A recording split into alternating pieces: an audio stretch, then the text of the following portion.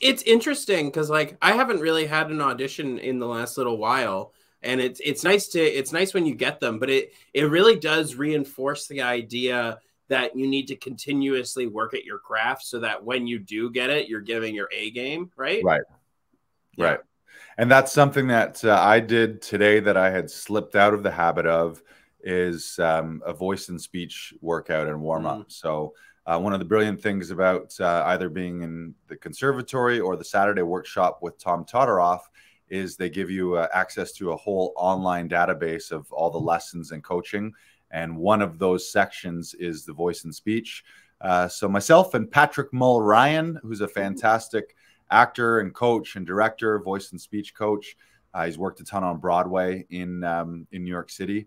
And so early this morning, I had a nice voice and speech workout, and I've been doing more of that. I fell out of it after conservatory is such an intense experience, and you're so immersed that for me there needed to be, or I don't know if there needed to be, but how it played out is I kind of unplugged from training and all those lessons to kind of decompress and get back to quote unquote real life and all that stuff. But now I've been really missing it. So I'm plugging myself back into two things, to doing regular voice and speech workouts, not only on days where I'm doing auditions, but actually just any day. So I'm feeling actorly, and really what that comes down to is also just working your equipment. We are the instrument. And I used to take that for granted. Like before Tom's class and before conservatory, I never did a voice and speech, and it would almost be silly. A couple of times I was exposed to all these roll downs and actors making all these weird noises and weird sighs and yawns, and I was like, what are these crazy people doing?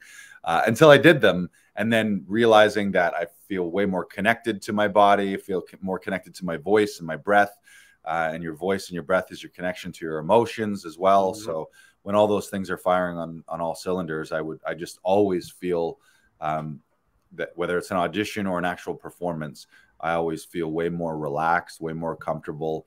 I feel like my voice is stronger and more accessible to my whole range. And just, I guess the word is more alive, I think is the word. And sometimes when you don't do those warm-ups, you might not notice it per se, but if you do a workout, voice and speech workout, you'll recognize the before and after of like, oh, I was tense, I was tight, my voice was tight, I wasn't physically present, or sometimes even mentally present, where you're just kind of going through the motions, or you're just going through your regular day and all the stresses and things of a regular day, and then quickly you jump into an audition or a performance.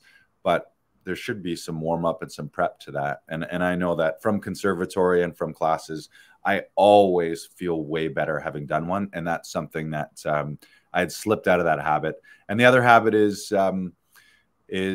working my 6 monologues. So I've got monologues that I'm pulling out every night, and I'm ranting, raving around the studio here like a madman late at night, doing a couple Shakespeare, doing a couple of the other monologues that we were working on, so that I have my 6.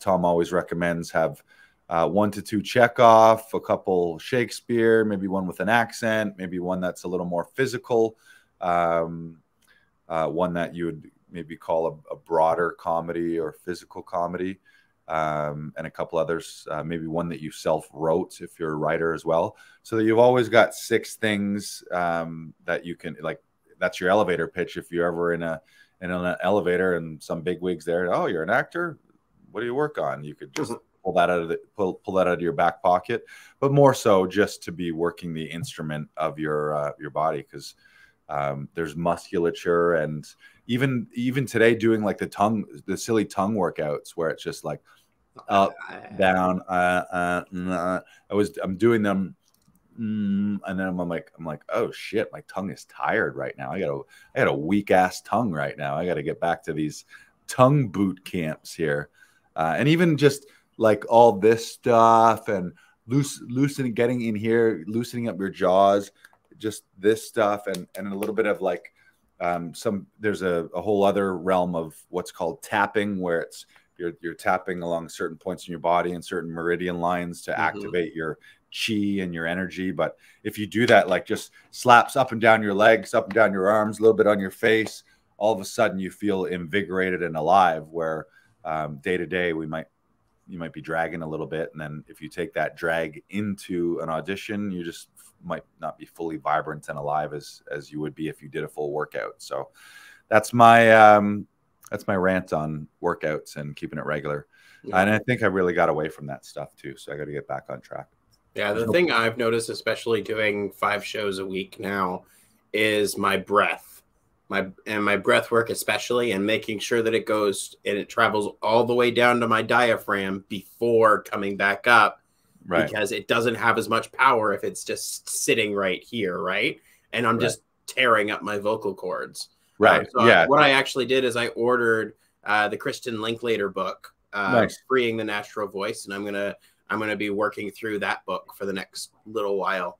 Yeah, I think I've talked about it before on the podcast, and Lars, like I like to do 30 to 60 days of like some sort of thing that I do every single day, either it be something physical or like something acting related or whatever it is. Like the last little while, it's been walks, going on walks, making sure that I'm getting out there and either seeing things or also just like traveling from my house to the studio, so that I'm getting out there. I'm actually doing something. I'm doing something physical and burning calories or whatever it is. And so my next project is going to be going through the Kristen Linklater book and really understanding and taking things down and really making sure that I understand what I can do so that I can get to 8 shows a week. That is something I have wanted to do for years and years and years. And doing 5 shows has shown me how much more work I need to do to get there. And it's vitally important. And voice now more than ever has become such an important part of my process. And like, so yeah, I'm always constantly doing just either like little things like pa pa pa ba ba ba, like just getting the resonators in there, and yeah. So now I want to deconstruct everything and build everything back up.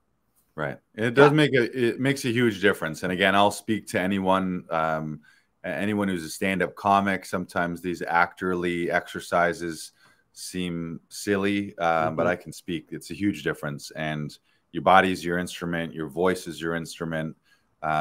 You'll perform better with with proper vocal warm-ups and proper vocal technique and breath work. Feel more relaxed. It's partly it's kind of like, it's very meditative as well, because often the beginning of those workouts are deep inhales and deep exhales, or yawns, or you'll do floor work where you're lying on the floor on your back.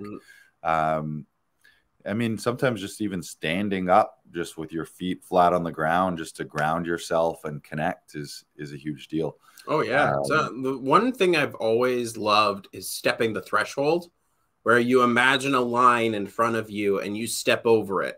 And beyond that threshold is the goal that you're always working towards, that image that you always have in your head of the final destination, and like that always changes. But like having that thing and stepping into that place, and like, because I think I brought this up quote before, you're welcome in rooms that you're already in, and like go into that threshold place, go into that dream scenario because you want to be there. So put yourself there. Right. Yeah. In clown class in conservatory, Chris, our instructor, Chris Tremontana, talked about that. As he would talk about it as a slightly elevated and slightly forward energy of you're lifted and you're forward, but that expectation, like that moment before, every time you enter a room or when you enter a new conversation or a new scenario, just having that present, leading, uplifting feeling where you're not attacking it, but you're very present and forward moving into these situations. Helps with that moment before, when you're just breaking the curtain, walking out on stage, having that moment of a nice deep breath, head up, shoulders back, chest up, all that, like just good strong power pose postures. So speaking of voice and speech work, we always highly recommend it. Check out a class with Tom Todoroff's. It's the weekly Saturday workshop. They've got world-renowned voice and speech teachers, and part of it is about an hour where they run you through a full breath work and full voice and speech warm up. And so you go through speech and diction and all the articulators in your mouth and head and lips and tongue, all your resonators. So working with your chest voice, working with your mouth and your hard palate, working with your head voice a little bit. And that's huge. Just those alone, I find, makes the Saturday workshops worth it. And then on top of that, you get text analysis and scene study with Tom. So those are amazing.